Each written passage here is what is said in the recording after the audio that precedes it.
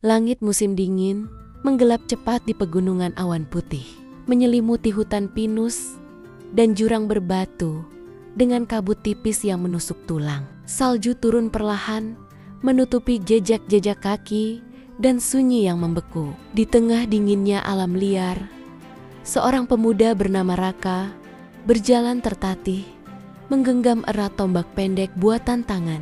Raka bukan pendaki biasa. Ia adalah anak seorang pemburu legendaris yang telah menghilang 7 tahun silam saat mengikuti jejak. Serigala putih makhluk mitos yang diyakini hanya muncul dalam badai salju. Banyak yang percaya serigala itu pembawa malapetaka.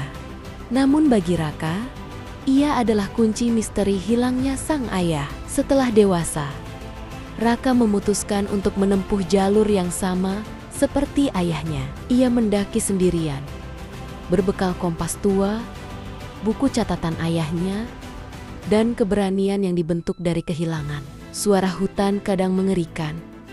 Pohon-pohon menggeram tertiup angin, dan bayangan hitam melintas cepat di balik semak. Di hari ketiga, saat salju turun paling deras, Raka menemukan jejak kaki serigala besar, lebih besar dari binatang biasa.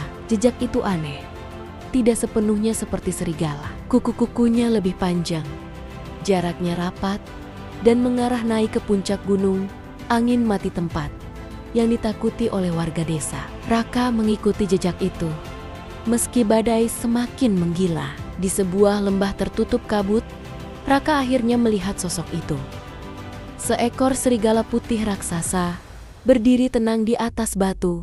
Matanya bersinar biru keperakan, tidak menggonggong, tidak menyerang, hanya menatap. Namun, saat Raka hendak mendekat, tanah di bawahnya retak. Ia jatuh ke jurang salju dan menghantam tumpukan es keras. Dunia gelap. Ia terbangun di dalam gua.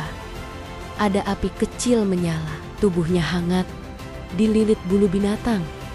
Tapi siapa yang menolongnya? Di seberang gua, serigala putih itu duduk, memperhatikannya. Tidak ada jejak manusia lain. Raka terdiam. Ia tidak percaya makhluk buas itu menyelamatkannya. Dalam diam, malam demi malam berlalu. Raka mulai memahami serigala itu bukan sekadar binatang. Ia menjaga pegunungan. Ia tahu arah badai. Ia tahu rahasia salju. Dan di malam ketiga, ketika Raka membuka catatan ayahnya, ia menemukan tulisan terakhir. Serigala putih bukan musuh, ia pelindung. Tapi hanya mereka yang tidak membawa ketakutan yang bisa melihatnya lebih dari bayangan. Ketika Raka pulih, badai terbesar datang. Puncak gunung tak bisa dihindari. Jika ingin kembali, serigala itu berjalan di depan, menunjukkan jalan tapi di balik salju. Bayangan hitam muncul, kawanan serigala liar, mata merah, lapar dan haus darah. Raka tahu ini bukan pertarungan biasa, tapi serigala putih mengaum, memanggil badai yang menggila, dan bertarung untuk membuka jalan bagi Raka. Dengan napas tersengal, Raka berlari di antara hujan es dan salju, hingga akhirnya ia menuruni punggung gunung dan menoleh ke belakang. Tak ada lagi serigala putih. Hanya jejak kakinya yang perlahan tertutup salju. Raka kembali ke desa dengan mata yang telah melihat lebih dari sekadar legenda. Ia tahu ayahnya tidak mati sia-sia. Ia tahu serigala putih bukan pemburu, tapi penjaga. Dan setiap malam bersalju, ketika angin menderu di luar jendela kayunya, Raka duduk di depan api unggun, menceritakan kisah tentang makhluk bermata perak yang berjalan sendirian, meninggalkan jejak dalam salju dan dalam hati manusia.